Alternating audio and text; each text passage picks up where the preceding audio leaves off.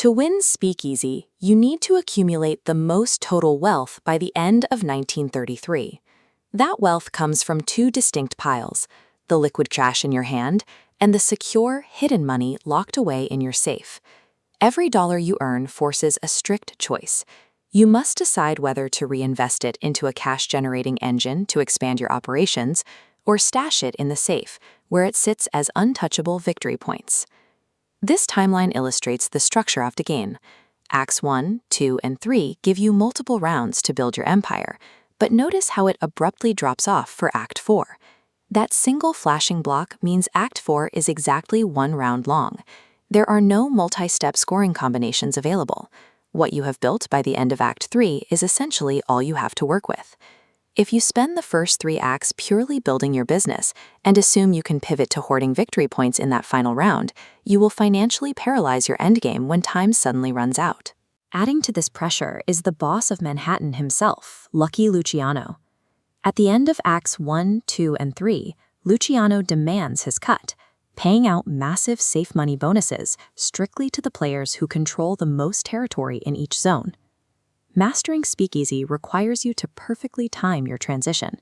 You have to shift from running a liquid cash flow economy to an illiquid point hoarding economy long before the clock runs out. You manage 2 types of currency during Prohibition. Cash in your pocket spends at a simple 1-to-1 ratio, giving you immediate purchasing power. Money behind your screen, in your safe, counts as your final score. This flowchart demonstrates the laundering penalty. Moving money backward is expensive. Spending money from your safe requires draining $2 to get $1 of value.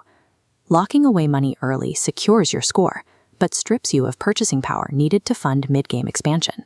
The primary way to fill that safe without draining your pocket cash is through district control, securing those end-of-act payouts from Luciano. This glowing list shows district dominance relies on strict tier values. At the end of an act, the highest tier building controls the space. A casino beats a nightclub, and a nightclub beats a speakeasy. Naturally, a basic speakeasy has no chance against a casino.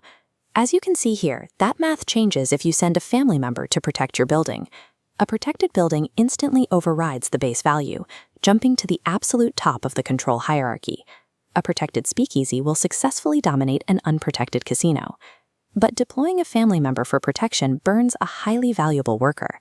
That is one less piece you have available to attack ships at the docks or secure goals at City Hall. Pouring raw cash into high-tier buildings will not win you control of Manhattan unless you back that investment up with strategic, localized protection. The other major way to bypass the laundering penalty is by cooking the books. This is the most direct action you can take to inject massive amounts of tax-free money straight into your safe. This rulebook sidebar details the requirements. To cook books, place a token onto specific goals, like securing dock crates. You can never place a second book on the exact same goal. Securing a goal early guarantees an immediate $20 injection, simultaneously blocking opponents. The vulnerability here is that these goals require you to maintain specific operating buildings.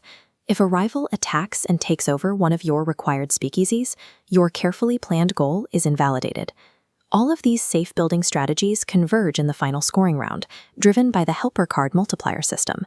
This section shows guaranteed base payouts: $10 for a speakeasy, $15 for a nightclub, $20 for a casino. Multiply these by the dollar amounts on helper cards with unique bottle icons. Drafting a duplicate bottle yields $0, completely wasting a full turn action. Endgame scoring in Speakeasy requires maintaining a highly fragile ecosystem. Losing a single key district to an attack or mismanaging a card draft can cause your entire return on investment to collapse. To dominate Speakeasy, you need to execute 3 core directives. Directive 1. Launder early and often. Players often make the mistake of hoarding their liquid cash all the way into Act 3, prioritizing maximum operational flexibility over securing points. Waiting that long means you will miss the easiest cooked book spaces on the board. When the entire table inevitably rushes to dump their cash in the late game, your turns will bottleneck because the optimal spots are already taken. This brings us to Directive 2, Respect the Badge. Prohibition officers are constantly patrolling Manhattan, destroying operations and dumping barrels into the sewers. Mechanically, a cop in a district completely neutralizes an unprotected high-tier building. A casino stops operating if a cop shows up, locking you out of Luciano's lucrative area control payouts for that entire zone. Instead of just trying to avoid them, you need to actively manipulate cop patrol movements. You can weaponize the police by forcing them into your rivals' most valuable districts, crippling their production lines while keeping your own operations clear. Finally, we arrive at Directive 3, the action chain. Sending a worker to the restaurant location compresses 3 turns into 1. You simultaneously play an operations card, play 2 city tiles, and cook 3 books. But this combo costs an operations card to enter, forcing you to hold back key cards as discard fuel. Winning Manhattan requires a focus on efficiency over architecture.